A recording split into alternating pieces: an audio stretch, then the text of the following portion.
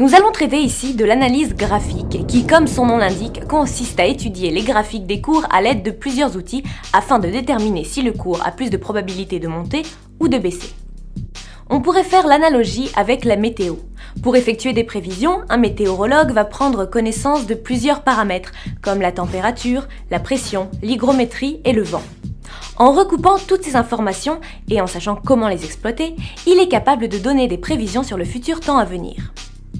En analyse graphique, le principe est sensiblement le même. On va étudier des moyennes mobiles, des oscillateurs, des lignes de résistance et de support, et en recoupant toutes ces informations, il est possible de déterminer des contextes particuliers avec lesquels on est alors capable de prévoir si le cours a plus de chances de monter ou de descendre. Alors comme la météo, même si ces prévisions sont le fruit d'une étude approfondie, il est possible que ces indications ne se révèlent pas exactes. Si un présentateur météo vous indique un grand soleil, il est possible que finalement il pleuve. Il n'existe pas d'outils ou de méthodes prévisionnelles fiables à 100%. Mais ce qui nous intéresse là, ce n'est pas de gagner à tous les coups. Ce que nous recherchons, c'est de gagner sur du long terme. Donc, si un trader est capable de gagner 6 fois sur 10, alors il est capable de générer des profits substantiels et de façon permanente. Il existe un nombre infini de stratégies graphiques. Ce qui est important, c'est de trouver la stratégie qui vous convient. En fonction de votre tempérament, de vos horaires de trading, de vos familiarités avec les outils que vous allez utiliser, vous serez alors, à terme, capable de déterminer la stratégie qui vous correspond le mieux et qui fait de vous un trader gagnant.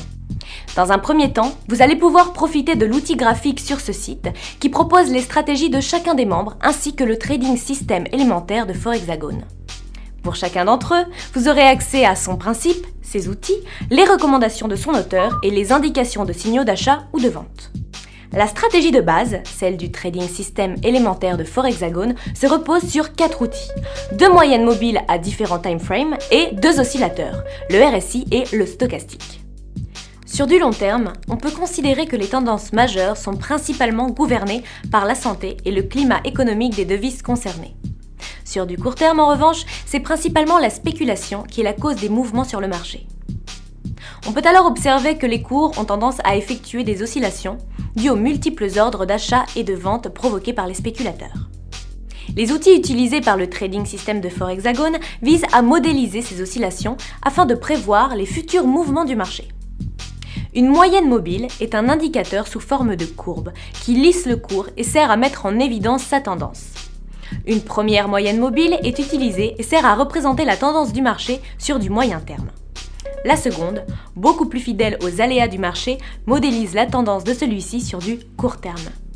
On peut alors observer la différence de comportement des 2 moyennes mobiles et mettre en évidence le moment où une inversion de tendance est en train d'avoir lieu, c'est-à-dire le moment où il y a croisement entre les 2 indicateurs.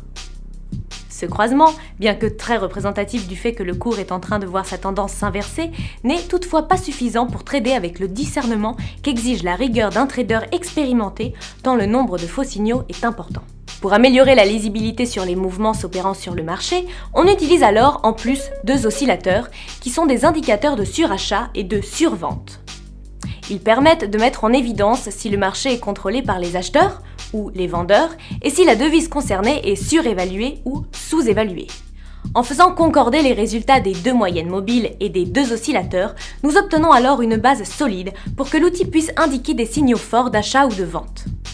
Pour ce genre de trading, nous vous conseillons d'utiliser un broker de type non-dealing desk, réputé plus fiable pour respecter vos objectifs de gain et de perte. Notez que si vous aussi, vous souhaitez créer votre propre trading system, alors je vous invite à étudier l'ensemble des indicateurs dans les chapitres de cours, à effectuer des essais en mode démo, puis à partager votre stratégie. Dans le prochain épisode, Fabrice vous effectuera une démonstration de l'outil graphique.